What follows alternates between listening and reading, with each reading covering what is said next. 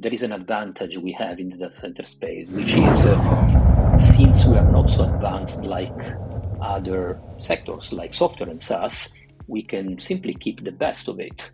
And we should not neglect what is working for other sectors, for example, the branding side of it, and properly mix branding and the activation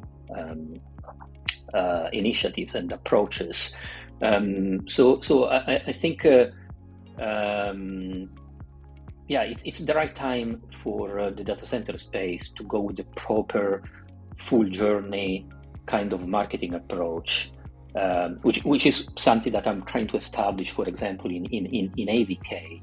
And I have to admit, I mean, the company is extremely open to this complex and sophisticated kind of marketing model. So at the same time, we are now pushing on the brand. We are opening the blog. We are writing content. We are, of course, using social to distribute our content. We are taking steps to make the company and the brand more human and closer to the audience. Hello, my name is Giuseppe Caltabiano. I'm Senior Director of Marketing for AVK, and you are watching the Data Center Go-to-Market podcast. Welcome, data center friends all over the globe. I am Joshua Feinberg, host of the Data Center Go-to-Market podcast, and I'm thrilled to be welcoming a very special guest. I have with me today Giuseppe Caltabiano, who is the Senior Marketing Director at AVK over in the United Kingdom. Giuseppe, welcome to the podcast. Hello, Joshua. Well, nice to see you, and thank you for having me. Oh, and thank you for joining us. I'm really looking forward to your interview because you have such a interesting background, combination of both in mission critical facilities, digital infrastructure, as well as broader technology. But I'm really curious if you can take us through a little bit of the journey of how you ended up in your current role leading marketing at AVK. Yeah, that's a good question. Thank you, Joshua. Well, let me say, before getting into the data center space, I've been working in B2B tech for most of my life. At that time, before entering the data center space, my company Invensys, which was a British software company in the industrial space, where I was vice president for marketing for EMEA, that was acquired by Schneider a few years ago, and that's really the way I started with data centers. I mean, I was in a way a victim of that acquisition. And I moved from Invensys to Schneider, initially in the industrial sector of Schneider Electric. And then I spotted an open position in the data center space, which at that time, I think it was called IT and Cloud Division or something like that. And and I decided to enter. And that's really the way I started with data centers. I left Schneider after 5 years. We started in Schneider the very first content marketing initiative ever for that company at that time. And then after Schneider, I moved to content marketing and martech space. I was very attracted by the marketing tech space at that time, and finally a few months ago back to the data center, thanks to AVK, which is where I am today. I've been there for 3 months, so back to the data center space after a few years. I'm truly loving it. We kept ourselves pretty busy, I can tell you, with the branding, brand new site, content marketing model just started a few months ago, and the recent launch of our brand new AVK Academy. A lot of stuff that is coming in the last few weeks and in the next few months. It's super interesting too when I hear about initiatives like Academy, because I'm one of those folks that's a huge believer in using content and education to build trust with different parts of the ideal client profile and different kinds of personas. Actually, when I think about Schneider Electric, going all the way back to my early days in the IT space, working as a channel partner with American Power Conversion, APC. They were really, really big at the time. I had an IT services business with holding these great one-day events for educating and training their channel partners on very early generation battery backup. But yeah, it's super interesting to see that even like a full generation later, how that's ended up becoming one of the most valuable assets that companies can be invested in for branding and growing their footprint with channel partners and it is customers. and by the way, my division was really the former APC that was transformed into the data center and IT and cloud division of Schneider. But that's where really the division was coming from. And I think, I mean, quite frankly, that was really the interesting part of it, because APC was also consumer, while the rest of Schneider Electric was very strongly, traditionally B2B. And that kind of union, you know, between the consumer nature, I mean, from a marketing perspective, of course, of APC, and then the very structured approach, which was typical of Schneider Electric, that was, in my opinion, a beautiful combination. And I'm still trying today, you know, to infuse B2C kind of things into my B2B activities, because that's really the way, in my view, marketing has to go. I mean, there are so many things B2C does pretty well that we need to adopt, and of course maybe filter for our own space. But that's exactly where I'm coming from. Yeah, especially now that we're moving into this world where the self-driven buyer's journey is becoming the predominant buyer journey, especially with technical buyers, where like 10 years ago, people would be willing to have a sales conversation when they were halfway through the journey. I think in the mid 2010s, the number from serious decisions from corporate executive board was like 56% of a journey was over before sales contact. Now it's like 83% of a journey is over before sales contact. And academies and webinars and education and trust building and certifications can have a massive, massive impact on helping a company and a brand occupy a lot of those early and middle stage touch points when all the formative preferences are looked at for what they're going to do ultimately with the purchase decision. That's very true. And in addition, I think, I mean, in all these years, I've seen marketing evolving anyway in B2B, you know, initially focusing only on the bottom of the funnel space, while today we can frankly we can potentially cover the full buyer journey. The reality is B2B is still a bit behind, I would say, compared to B2C in the space. And I see a lot of companies still focusing on short term and not necessarily embracing short and long term, so awareness and short term at the same time. But I think this is evolving, and I see, you know, new things coming every single day, and this overlap between B2C and B2B is completely disappearing at this point. Yeah, that's always the challenge from a strategic level, is getting a company leadership to see the long-term value of these investments. And it's an even longer time horizon that's often required with channel partners, because a channel partner, that's very true, in many cases, isn't just a Schneider or an APC channel partner or a Microsoft or a Cisco channel partner. They belong to 5, 10, maybe more than 10 different channel partner programs, and they have dozens of different clients. So you're lucky if you can get their attention for a couple of days a year, a couple of 2-hour windows every now and then, and you really have to provide a lot of value. But when you look at the long term on these investments, is 25 years later, and I'm still remembering that APC was running great SMB channel partner events 25 years ago, as was Microsoft at the time. And I think for a lot of these companies, the enduring value of their brand and the moat that they build and the loyalty was recognizing that in many cases, the channel partners stick longer than employees in many cases. And it's a different model, but for sure, it's something as we move into this era where not only is a self-driven buyer's journey, but communities and ecosystems have such a big impact. I think what's old is new and is all coming back again.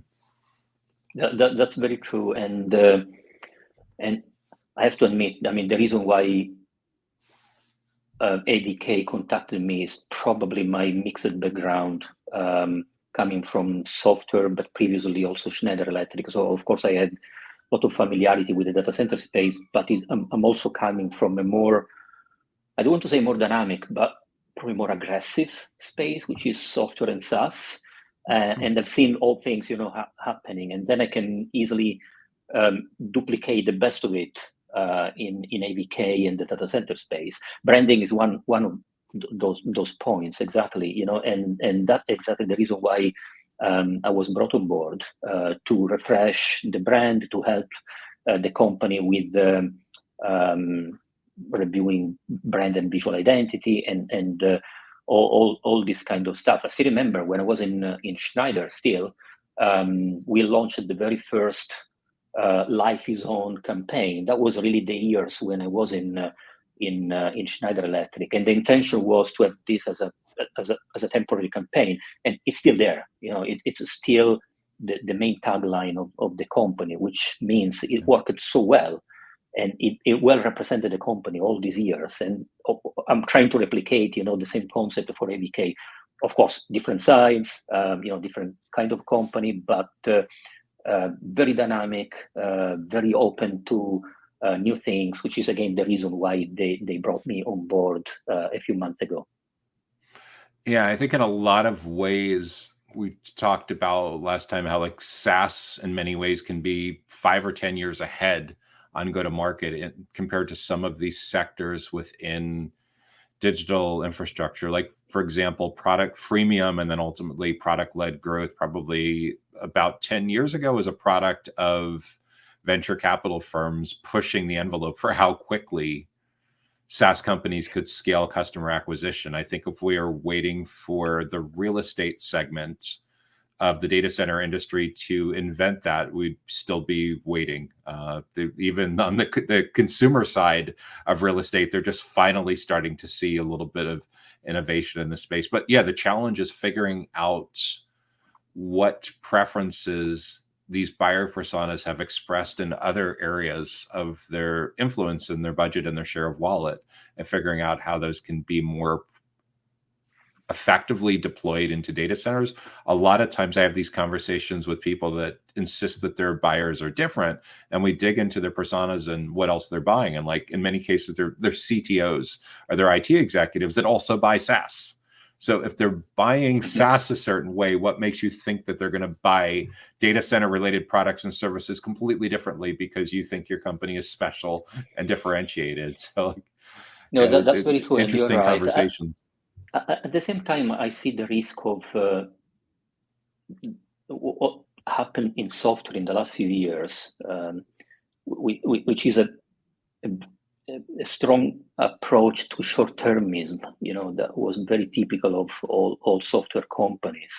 And especially in the last few years before COVID, most of the SaaS companies were so focused on short-term. And this is driven, by the way, also by the business model, and they completely neglected the branding side, which in my view has deteriorated in a way that specific space.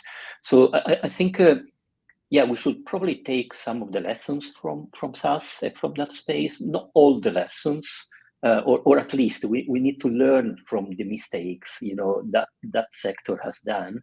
And I think we need to take the best of it, which means, one more time, trying to balance the two things.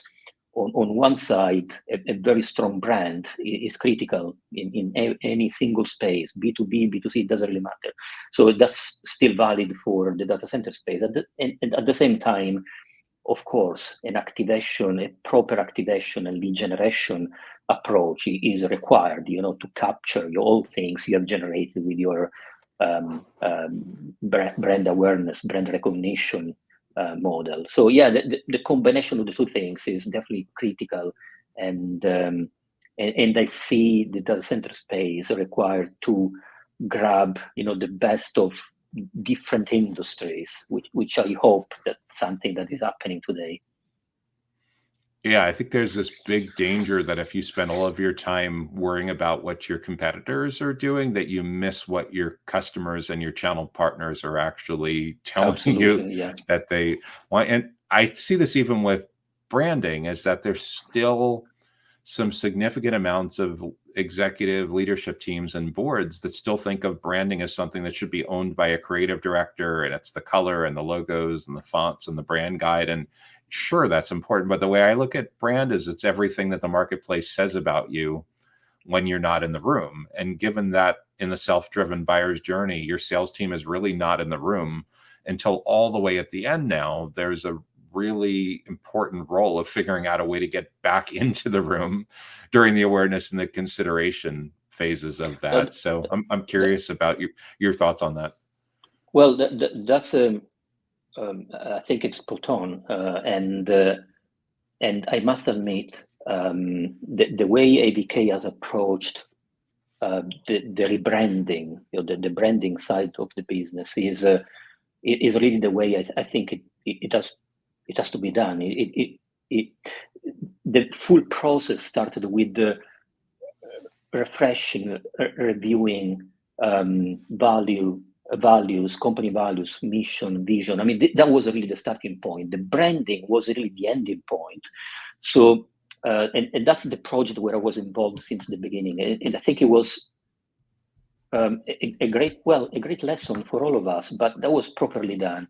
So we started to rethink about the vision, mission, values of the company. And based on that review, we realized that the former brand didn't represent the company anymore. And that's why we went with the rebranding. It was not just let's do a branding for the sake of it, but that was really the full process. And I think in this case, it just makes sense.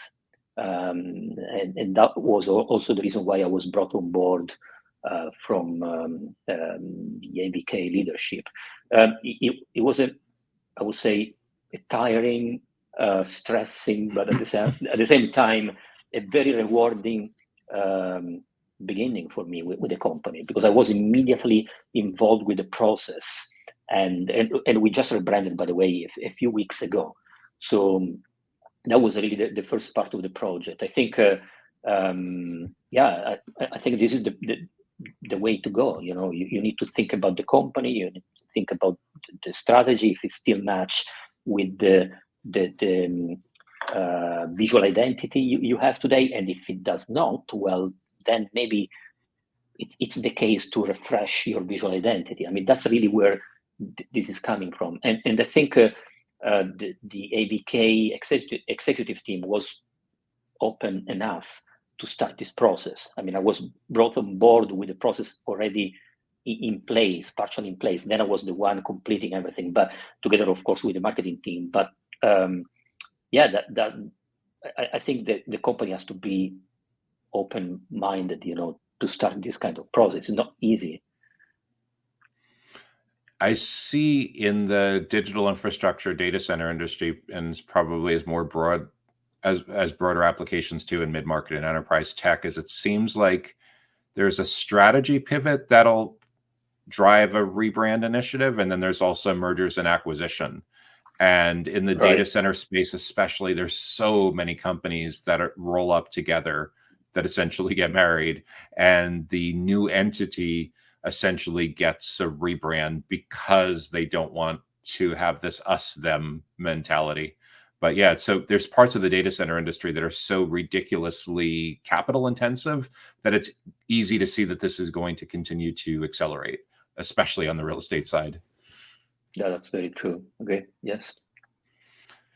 So Giuseppe, you're at a place in your career where I imagine from time to time, young people that are either in high school or about to enter university or already in university that are trying to figure out what their early career should look like come to you for advice. Maybe it's sons or daughters of friends, family, coworkers, and over the course of having coffee or lunch, they're really curious about what careers may be like working in and around data centers or digital infrastructure, especially in client-facing roles. They've told you they're not especially interested in engineering or software development, but they're really curious about marketing, sales, product management, channel partnerships. What advice would you give to someone that's really, really early on that's excited about what they've heard in mainstream media, or maybe their mom or dad has said, hey, you know, there's a lot of major growth happening in this space now. What would you tell them to think about to evaluate these career opportunities and how to best jumpstart? Well, this is a great question. And first of all, I think data centers are much more popular today versus 5 or 10 years ago when I was at Schneider Electric.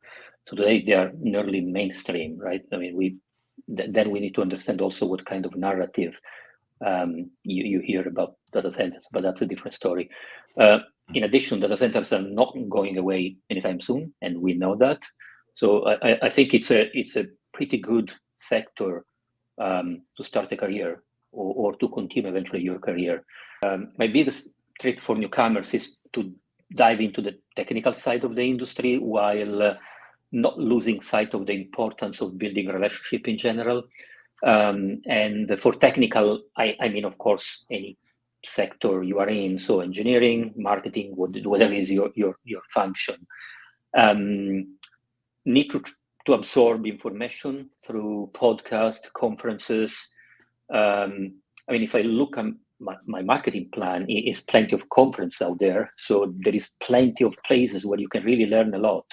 Newsletters, follow content creators like yourself on LinkedIn, Substack. The data center sector is constantly evolving with emerging technologies like AI, sustainability initiatives leading the change. I think this is also very attractive, by the way, for new generations.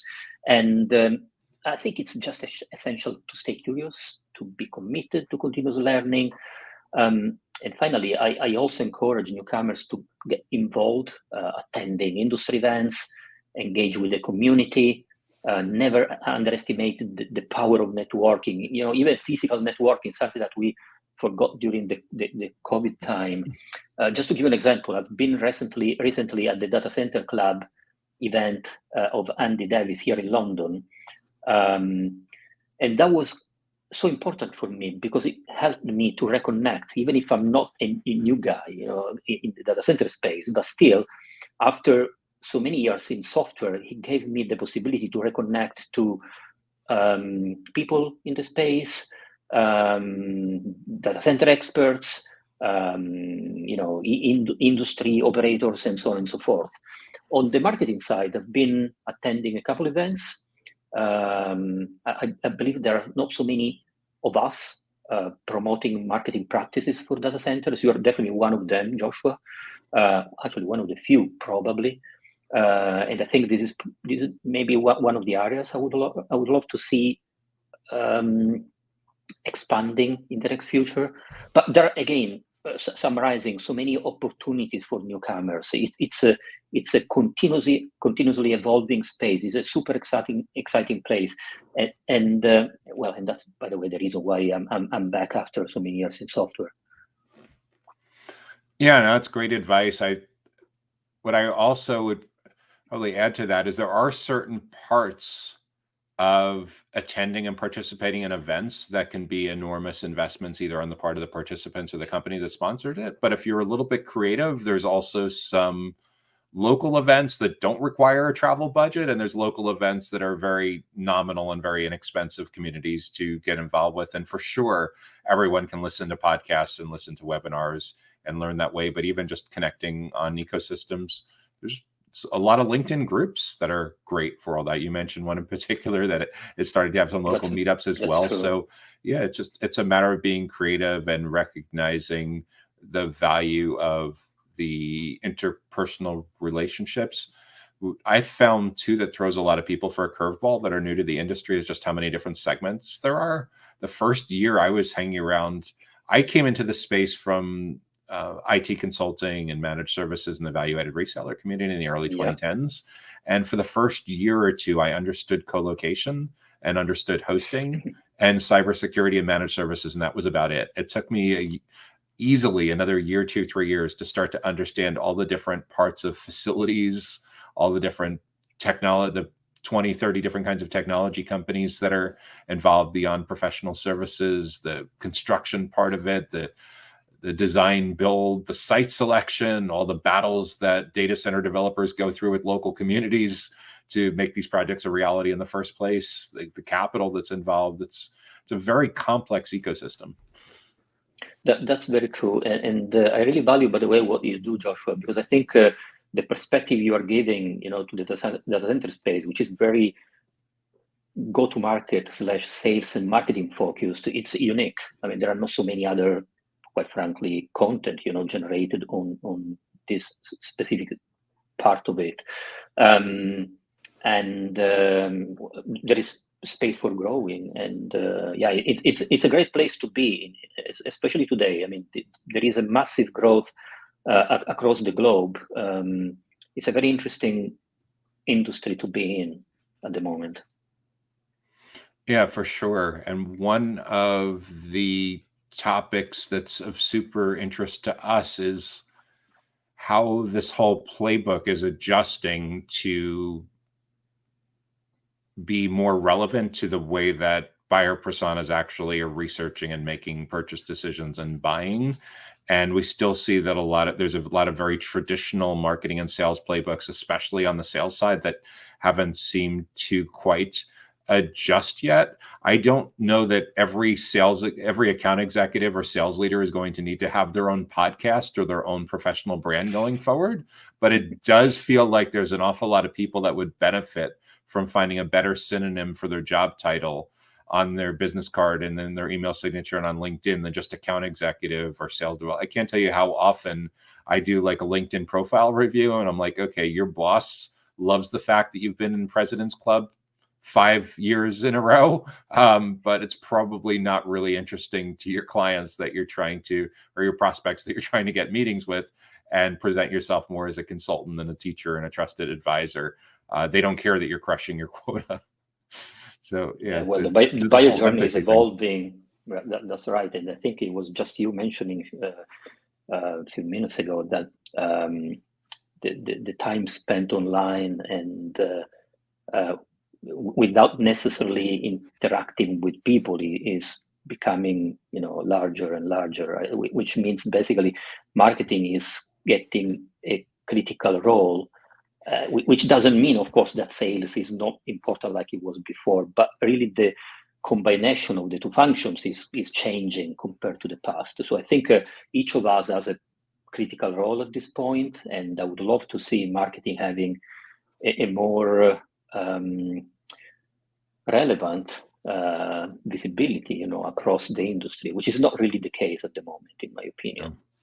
No, you're absolutely right. It's shocking to me how difficult it sometimes is to get marketing leaders that are even interested in having this kind of opportunity on a podcast like this, because they've been told their primary job is to support the sales team. But what does it really mean to support the sales team in this digital journey? What I find myself explaining to people more often than not is a lot of functions that sales professionals used to believe are marketing's job is now really a unified go-to-market job. In other words, account executives and sales development reps should be prepared to work with marketing teams to come in much earlier in the journey than they ever have before. And marketers along the same lines should be prepared to go much deeper into the journey that they ever have before, even into post-purchase, working with account managers and customer success, realizing that onboarding and cross-sells and upsells and customer marketing is more relevant than ever, because if there's going to be this self-driven journey, I interviewed the president of a big operator in the US a couple of months back, and he said really the sales team on a lot of their commoditized IaaS, infrastructure as a service kind of services, really isn't involved until post-purchase, because once the client signs up, then they first get an opportunity to learn more about what they really need and onboard them successfully and suggest all the different ways that they could get value to that. So there's this really big reshuffling of the decks of what does it mean to be an account executive? What does it mean to be a sales development rep? And are we really trying to build media companies that help to showcase the subject matter expertise and position the talent within the company to have a certain amount of respect among the industry, so prospects and clients want to spend time with them? Yeah, that's very true. And I definitely second on that. And one of the first actions I took immediately after the rebranding was replacing the old website with a new one. And I would say the main difference, well, beside the visual identity, of course, which is now reflecting the new identity, is the presence of the blog, of an insight space where we are publishing on a daily/weekly basis. I mean, it's not something new, of course. It's not the end of the world, but that was something the company didn't have in the past, and I think this approach is pretty new for the data center, right? I mean, it's something that I've not seen so much. I think in general terms, we have to take the best of other sectors. I still keep mentioning SaaS because that's where I'm coming from. But I think on the other side, there is an advantage we have in the data center space, which is since we are not so advanced like other sectors like software and SaaS, we can simply keep the best of it. And we should not neglect what is working for other sectors. For example, the branding side of it, and properly mix branding and the activation initiatives and approaches. So I think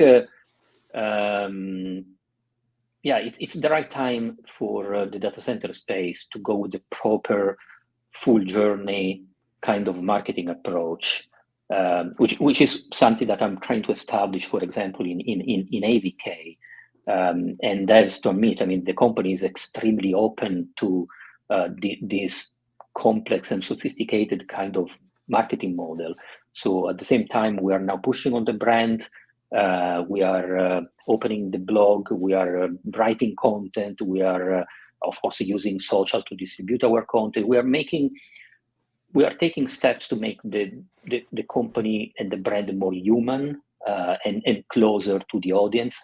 And at the same time, of course, doing all things that marketing is supposed to do. So client relationships and attending events and all this kind of stuff. But still, in a way that everything is integrated and everything basically follow the same path, the same journey. There are no more individual pieces of the company going here and there, but we are going with a common front, covering all kind of marketing initiatives.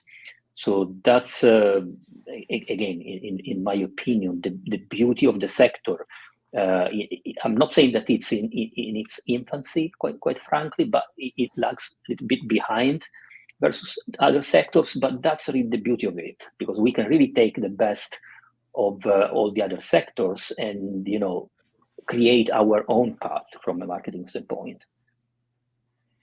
Yeah, I think for sure the need for marketing to sit in an executive role and a C-level role in a company is becoming increasingly important so that it can provide the best value to both internal and external stakeholders. It also reminds me of this kind of well-known disconnect that's been around for at least 10 years, where many times a sales deck, the PowerPoints, the slides are way ahead of the information that's on the website. And that's usually a symptom of a content management system not being in place and too heavy of a process for keeping it current. But I also see directly related to that, I think there's a lot of companies that are going to be doing some serious soul searching about the split between paid media, earned media, and owned media, because I see, especially in the data center space, that sometimes their best content and thought leadership is sitting in someone else's platform before they've managed to put it on their own platform, on their own blog, on their own YouTube channel, on their own LinkedIn page, which is, I guess, is one approach to doing it, but it seems kind of backwards. So I think there's a lot of re-education that needs to happen about companies deciding that they want to be in a thought leadership position and really owning their thought leadership first in their own platform. Well, and exactly that was basically what I've done in the first 3 months of my remit in AVK. I mean, it may seem basic stuff, but the reality is we're trying to clear things and to put all things in order. So we started properly, with the classic content marketing thought leadership blueprint, which again is not rocket science, but that's the place where you need to start from. That without this foundation, there is no way to go with all the rest. And I think one concept which is important, not just for our industry, but for all the sectors, is this kind of integrated approach. I still see the data center space from a marketing standpoint very focused on the communication side, which is important, but it's just a very small part of it. I mean, we need to consider all the rest. The analytics side, the diagnosis, audience. I mean, you have mentioned multiple times the audience, because that's really the starting point. That's where we need to start from, and then building the strategy on it, and finally going with the communication and execution, which is critical. But it's really the execution side. It's the final step of it. While I see a lot of marketing teams in the data center space still represented by communications team, which is a different story, right? I mean, it's not really what marketing is. I mean, or at least it's just a small part of it. So I think we need to learn. I mean, we meaning our industry need to learn how to properly do marketing. I mean, that's the reality, and how to integrate all the different pieces, which is again something that I'm starting to do in AVK. And again, one more time, I have to say that the company and the executive team is super open to this kind of approach and to the innovation I'm bringing to the company. I mean, that's really the reason why I'm enjoying, to do what I do, because I really have open doors. And I think you also mentioned about thought leadership, which is the reason why my relationship with the executive team at AVK is so strong. I mean, we need to be closer every single day, and there are so many opportunities where we can use our knowledge and our thought leadership, and this kind of mutual trust between myself, which in a way I'm a new, the new guy coming to the company, and the rest of the executive team, is really what, in my opinion, is bringing real value, and this integration between marketing and the rest of the organization is really what is required. So I see a lot of potentiality, in the sector. We're still not there, in my opinion, but yeah, I think this is the path we need to follow. Yeah, I think for a lot of companies, this whole idea of deciding to be seen as the definitive experts in their space about what they do in the data center industry is so incredibly important that it starts with the CEO making this declaration that it is a core priority for the next 12, 24, 36 months, that we need to change how we're seen in the marketplace. And one of the ways that we're doing this is we need to be way, way ahead on being seen as the go-to experts in the space. And in a much larger company, it might be a CRO or a chief commercial officer or something who leads the charge. But if it doesn't start from the top down, it always seems to end up on the back burner again, with this split between paid versus earned media versus owned media. I think what's challenging also with that is we're in this place now. You mentioned analytics, and every time I think of analytics as the iPhone third-party cookies, and then Google was threatening for a while to get rid of the third-party cookies, the whole idea of being able to measure everything perfectly, and then you have all this stuff that goes on dark social that doesn't show up in analytics, but for sure shows up when you ask someone on a form, how did you hear about us? There's this whole complex interplay of how do you make the space for these initiatives that can't be measured in weeks? Because if a CRO, the head of sales, is determining how this is done, they're only interested in things that are going to lead to sales being closed in the next 1, 2, 3 months at the most. How do you make these long-term bets? Well, that's a very good point, by the way, and I have this kind of love and hate feeling versus analytics, meaning again, coming from software, and I had, in a way, the remit of looking at numbers every single day, which is okay, but at the same time, it may disturb your branding activities, your branding path. No, branding need 15 minutes. Needs time, and there is no way to go with daily measurement. So one more time, I think this kind of short-termism is not a good practice, and we need to balance the two things.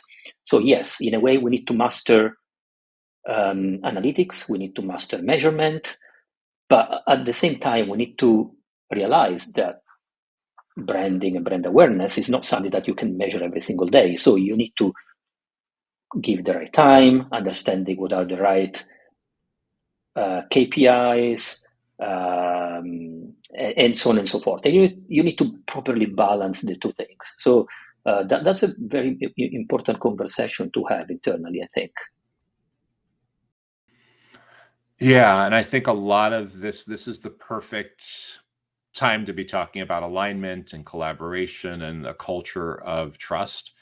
The reality is one of the most important functions for someone like yourself and your team is to get the marketplace to trust your company more. And in order for you to be in a place where the team feels like they can effectively do this, they need to trust each other. So it really starts there's so much that's directly related, and a lot of it is aligning on this culture that going forward, we want most of our client-facing team to be seen as experts. And sure, there will be some people that have been in the company longer that are more senior experts, and there'll be people in more junior roles that have been with the company more recently, maybe someone that's a recent hire in sales development or business development who might be a good tour guide or a concierge. But getting everyone to have some kind of involvement in this process seems super core.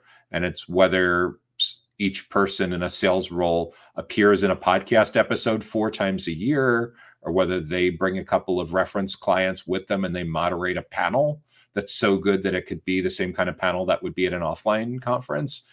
Everyone really needs to have some skin in the game with this, not only supporting the initiative, but it's great too, because it's a complete game changer for putting this kind of content in front of their prospects and clients and their named accounts for how they perceive the internal team members. But this for sure is a long-term bet. Yeah, and I agree with your point. I mean, we need to figure out who are the different spokesperson we have in each of our companies, right? I mean, I'm probably in a very lucky situation because both the CEO, the rest of the executive team, but also some part of the sales leadership, they are extremely open and comfortable, with being engaged and involved with all my activities. But that's not really the case in every single company. I understand that, especially in heavy engineering kind of companies. And yeah, that's a battle I had to fight even when I was at Schneider Electric. I mean, I had to find my people, my collaborators, one by one. And I remember it was pretty difficult to pick, each of them in a company of nearly 200,000 people. AVK is a very different story. I mean, it's a much smaller company, much more agile, quite frankly, and it goes at the speed of light, and it's easier for me to establish this kind of engagement. But you are absolutely right. I mean, this is something that each company requires. Yeah, for sure. And I see that firsthand. We have had a number of instances where senior and mid leadership of large companies and sales roles in different parts of the go-to-market team are super interested in even being on this podcast, and they're just not allowed to because someone has decided that they won't be on brand, and there's only so many certain designated spokespeople in their company who are allowed to talk, which is a really interesting education and trust issue. It's probably the first cousin of work from home. You see all these initiatives that are going on now with return to office, work from home, hybrid. And a lot of people are like, okay, does this come down to basically, does my employer trust me or do they not trust me? The reality is like, okay, they want the benefit of each employee's personal LinkedIn reach, but we're going to tell you exactly what you're allowed to say when you make the LinkedIn post because we don't trust that you're going to say the quote unquote, the right thing. So yeah, there's a lot of really, really interesting conversations around this. Absolutely, yes. The Data Center Go-to-Market podcast is sponsored by DCSMI, elevating the role of sales, marketing, and go-to-market GTM professionals in the growth of the data center industry. To stay informed about upcoming episodes, make sure that you subscribe to the Data Center Sales and Marketing newsletter on the DCSMI website that can be found at www.dcsmi.com. Again, that URL is www.dcsmi.com.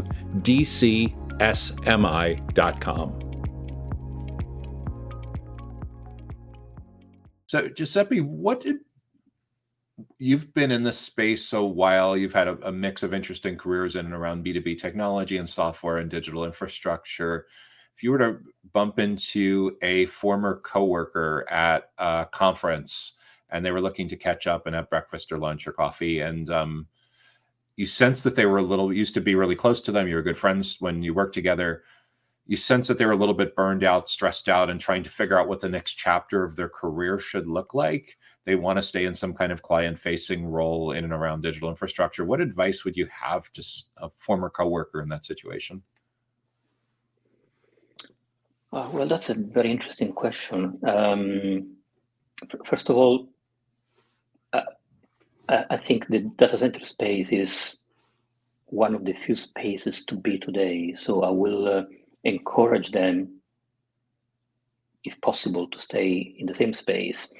They may embrace new skills.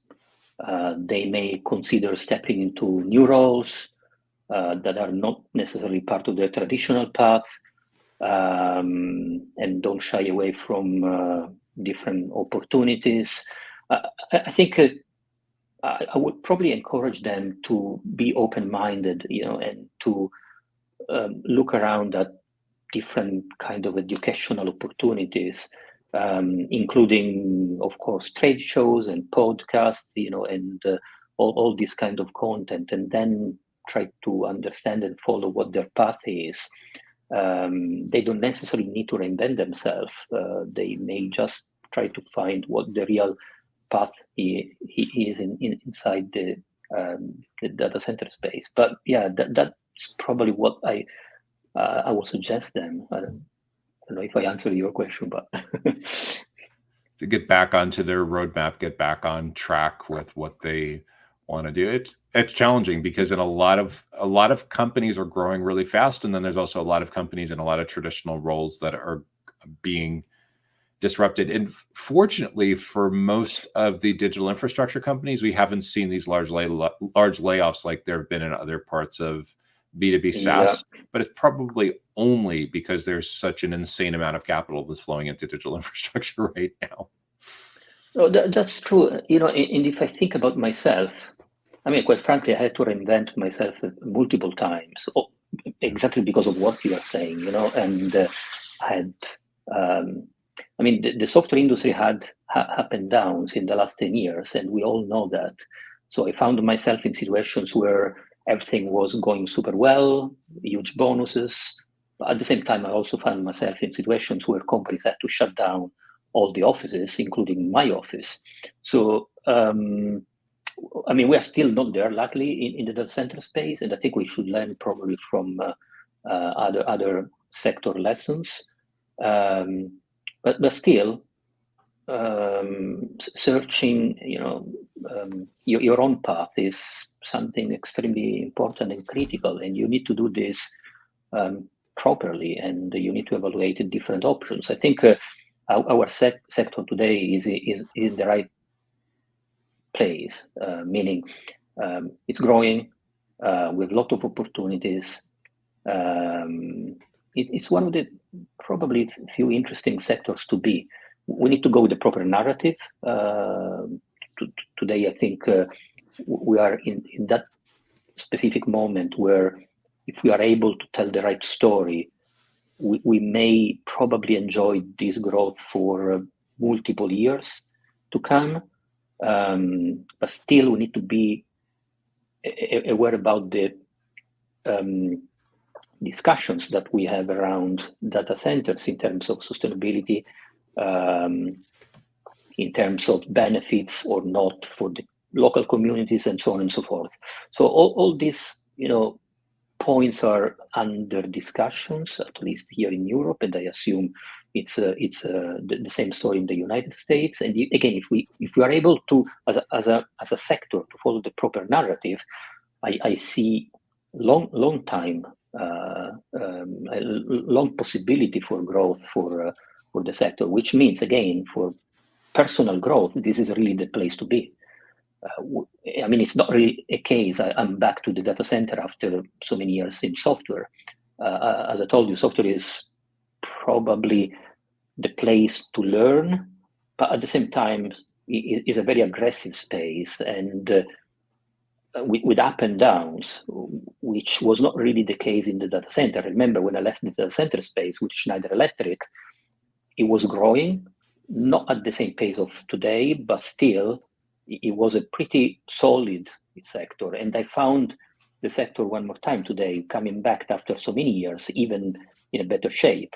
But I think today is a critical situation where data center is becoming, in a way, mainstream. Everybody knows, I mean, about what's happening and what the data center is, which is a very different story compared to 5 years ago. So at the same time, as already mentioned, I think we should select the proper narrative, to keep this growth in the next coming year, and that's really up to us at this point in our industry.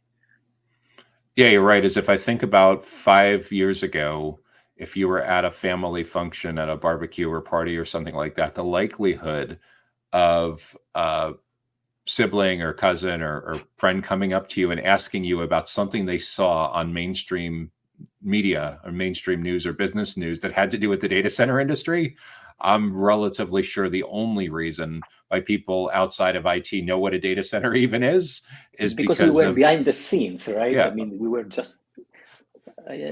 That's really what is fascinating to me. They use cloud, Yes. They use SaaS, but they had no idea, where does Facebook come from?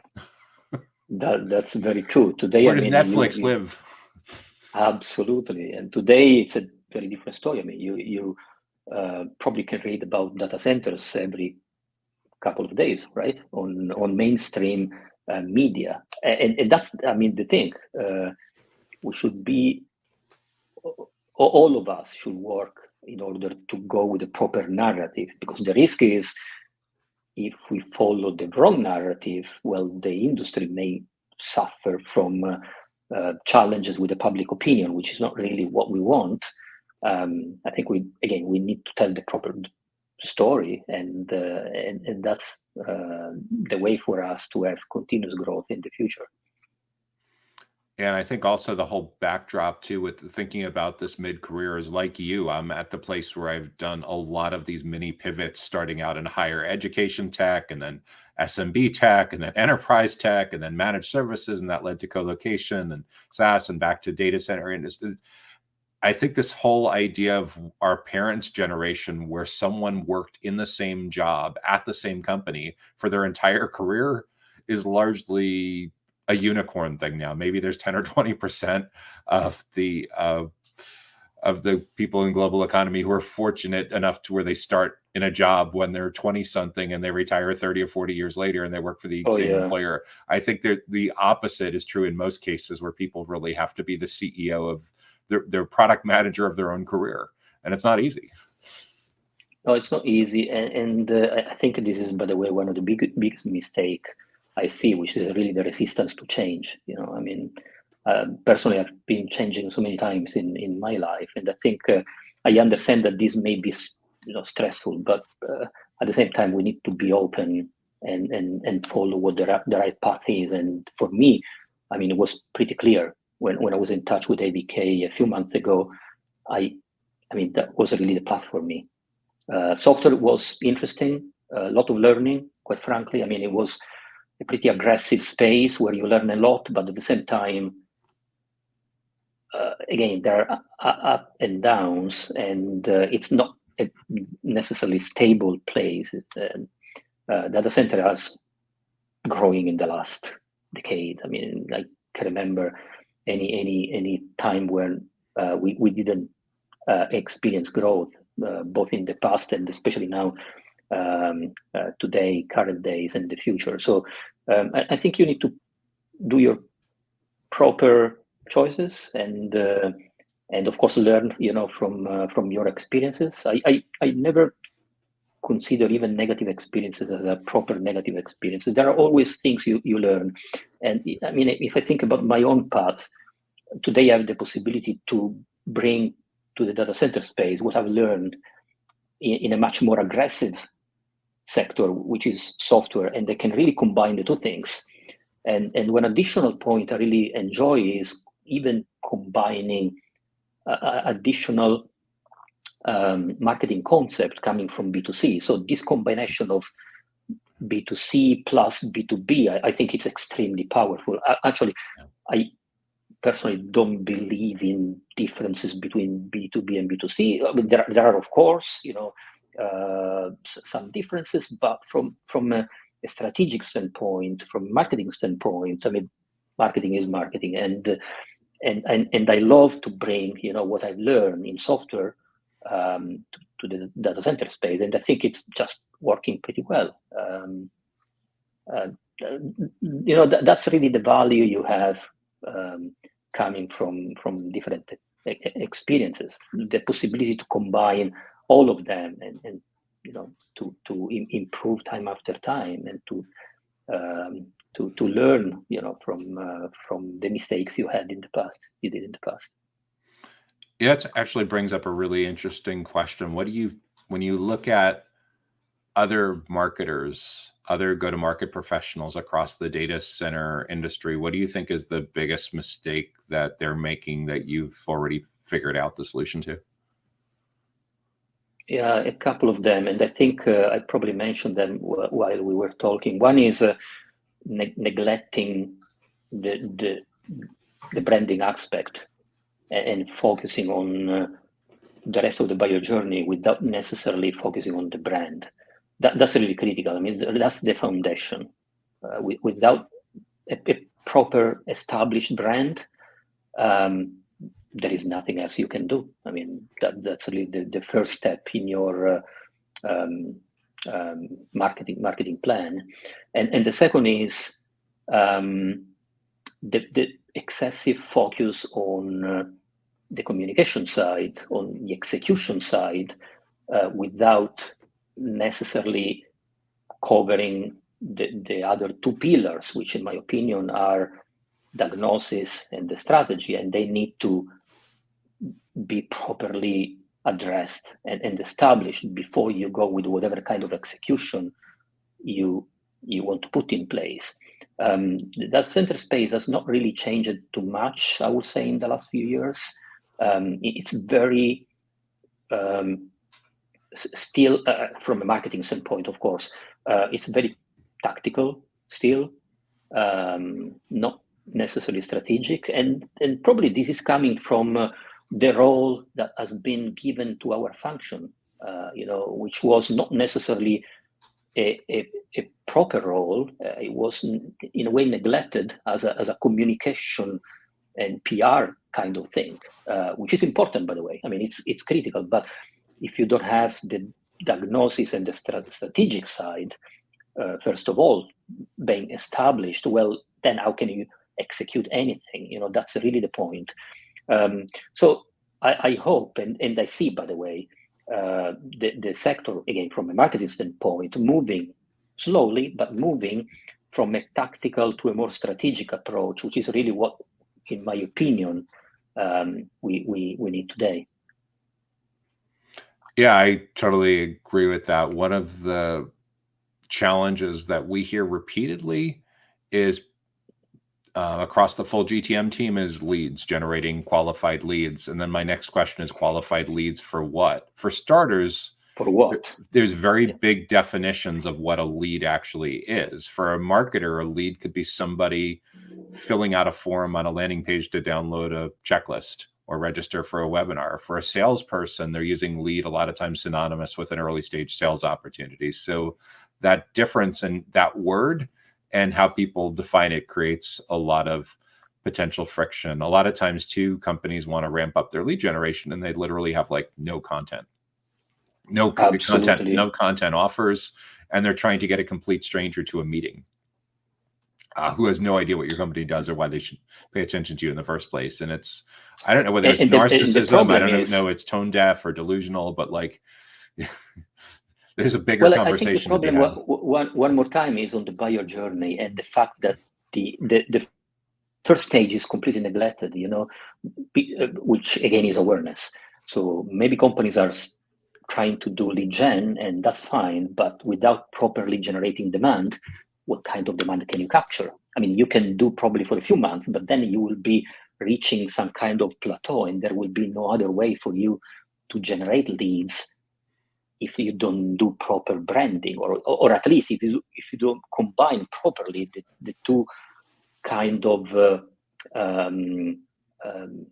aspect, of marketing. So yeah, that's really the thing. I believe the marketing data center is missing. Is still very traditionally focused on one aspect, neglecting the other, while it should be probably covering the full buyer journey.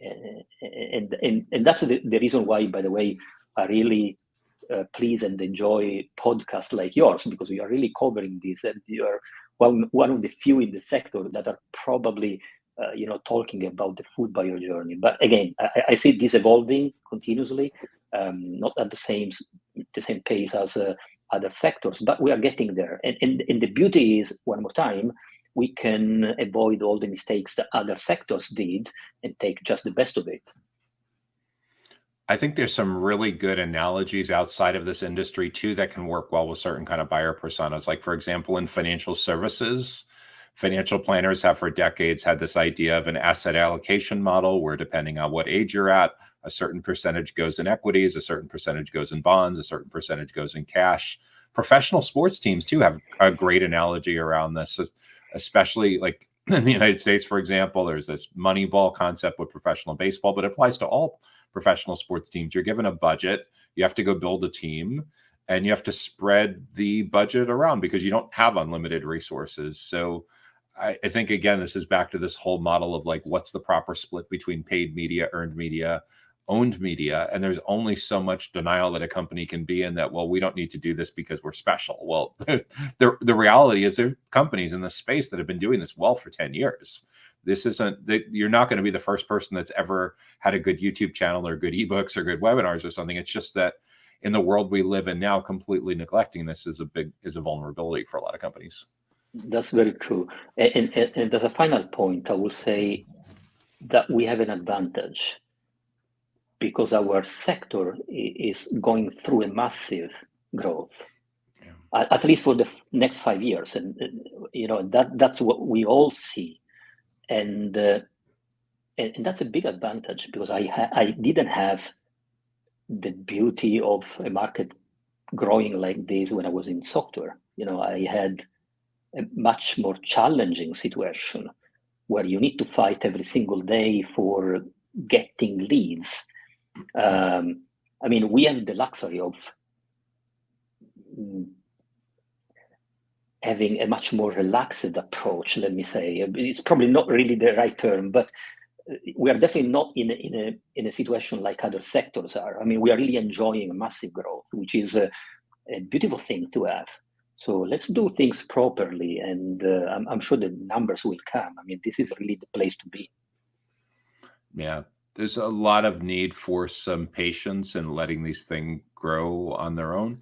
The reality is, even when it comes to like an investment in a conference, you're usually thinking with a 12-month time horizon. You come back from last year's event and you're already putting the save the date on your calendar for next year. You're already budgeting for it next year, and you're thinking with a 12-month time horizon. If you use that same mindset with any kind of content or webinar or podcasting thing, you'll be fine. Where people get tripped up is they're trying to cash their chips in after a couple of weeks, as opposed to letting something evolve naturally and properly over a period of a couple of quarters. That's very true. I mean, you are spot on, and I mean, quite frankly, that's also one of the reasons why I'm enjoying this, my very few first month in AVK back to the data center space, because I can really plan long term, while my life in software was a bit different and was pretty well defined by short term things, daily, weekly, monthly. That's not really the case today. I mean, I of course I still work on a daily basis, but my plan, I have a much larger span with AVK back to the data center space, which is really what we need to do, to consider properly long term and short term at the same time. There's some good models, analogies with this from SaaS as well. Like when you hire an account executive, there's something known as ramp time, which is the time between like when they join the company and when you expect them to be fully productive and hitting their quota. And for most companies, they usually allow for at least 3 to 6 months from that, which is why like a board member from a VC-backed company will often say that if you're trying to influence this year's revenue, you needed to be recruiting and hiring and onboarding probably 6 to 9 months ago, taking into account the recruiting time, that person giving notice, and the ramp time. And then you first have the sales cycle length. So if that same kind of board member or executive is very comfortable with the idea of ramp time and average sales cycle length, why do they all of a sudden, why do they think that you're going to flip a magic switch and revenue is going to fall out on the marketing side? I don't know. It's an education thing. Yeah, that's very true. And I think you are also touching on an interesting point, which is bringing people from different sectors and merging them, and finding the best of it, which is the reason why I always try to combine B2C approach and B2B approach, because that's really what, in my opinion, works super well. We need to take the best of all the different sectors, and that's what I'm trying to do, taking the best of software, taking what I've learned in B2C, and trying to combine all things and having them, working together for AVK. And that's also the reason why working with agencies that are helping me, of course, with the new brand and the website that we have built and so on and so forth. My very first piece of brief was think B2C. I mean, bring all the experiences you have done in B2C and please bring them back to me, because that's really the way it works, in my opinion. That's the beauty of combining the freshness of B2C approach with the more seriousness in a way of the B2B approach. I mean, think about what Salesforce is doing, for example, using cartoons and characters. I'm not saying that I necessarily love that company, but what I'm saying is the marketing approach they have is just refreshing in B2B, because they are using B2C tactics in B2B, which are working. So yeah, that's really what I really like, combining the best of different areas, different places, which are not necessarily coming from me. I mean, they may come from the people I hire or the agency I hire, and combining all things together. And that's really a very explosive, in my opinion, approach, a very powerful approach. Yeah, absolutely. And again, like if you're just always looking at the companies that are in the stands and the booths next to you at the conferences and looking at your direct space, so it's really, really difficult to see the forest through the trees and to see the bigger picture perspective of what your clients are really looking for. That's the interesting part of something like this, having interview-based podcast, webinar panels. You're getting this mindset where it's a forcing function, where the marketers and potentially the sales team are hanging around prospects and clients as much as product managers are, presuming that product managers are doing that as well. As you're getting closer to the feedback that can help you figure out you don't know what you don't know. That's very true. And this has to be the relationship between sales and us. Sales, they have to come back to us asking for content, and all this kind of stuff. And at the same time, we need to use them to distribute content all around as an additional channel. So that's the way I see this integration between sales and marketing. I like the idea too of the ride along, which comes along, I guess, from the idea of someone riding in the back of a police car, but it's a very similar kind of concept with going on a sales call, with a marketer going on a sales call with an account executive or a product manager going along with that, because you're hearing in the prospect or client's own words what is actually going through their head, as opposed to what's being recounted to you secondhand.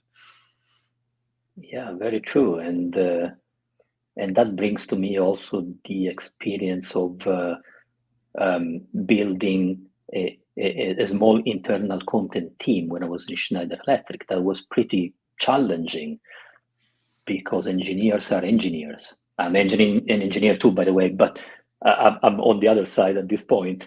Having them collaborating with me in terms of writing content was extremely challenging. But then, the way to convince them in a way was presenting them in advance my long-term vision, having them part of the plan,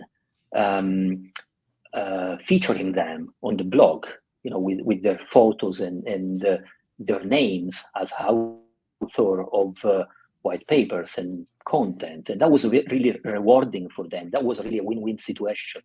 And that's what I'm trying to replicate, of course, in much smaller, which a much smaller approach in AVK.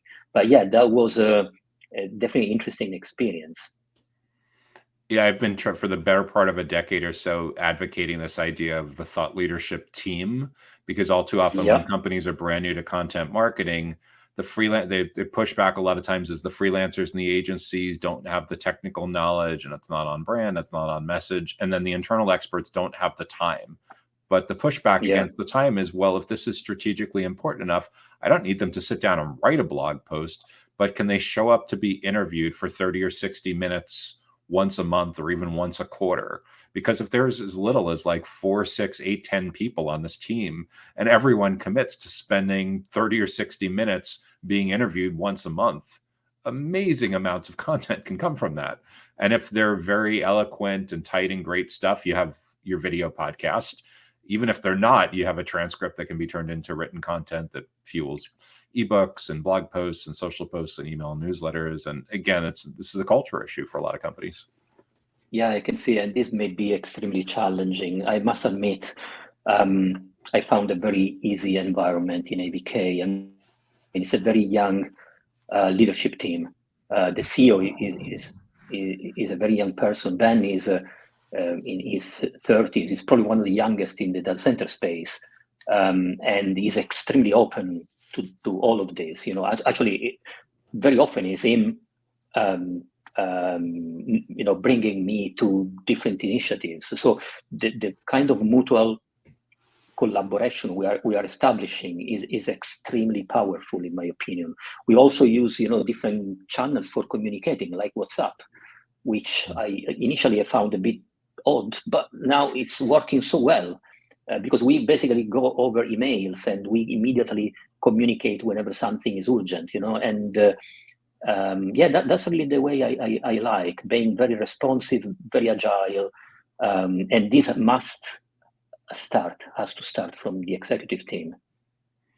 Yeah, it's weird too, is I try not to overgeneralize by generations, but there's this strange pushback. I'm mid-career, I'm Gen X, you're probably similar kinds of things. They act a lot of times like that there's this digitally resistant baby boomer who's the ultimate decision maker, who never goes on LinkedIn, who doesn't use email, who has a secretary that prints out their emails and read it to them. I'm like, that's completely the opposite of what I see. The baby boomers that I hang around with in this space, that I talk to as clients that come on the podcast that I do webinars with, they're all just as digitally savvy as I am. They love LinkedIn. They love email. They watch YouTube videos. They go to webinars. They totally get this. So I don't really think that people have done their basic buyer persona research when they're advancing this narrative that they need to keep doing it the same way they've always done it. But I see a similar kind of pushback on the facilities and technology side also, with this extreme risk aversion.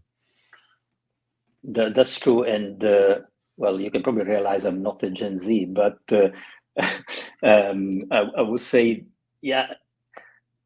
it's probably, I don't know if it's a generational thing, but maybe it's just an individual, thing. I have to say, the kind of collaboration I've been establishing in AVK in the last 3 months has been so productive, which I couldn't find it in other companies. Again, it may be generational or not.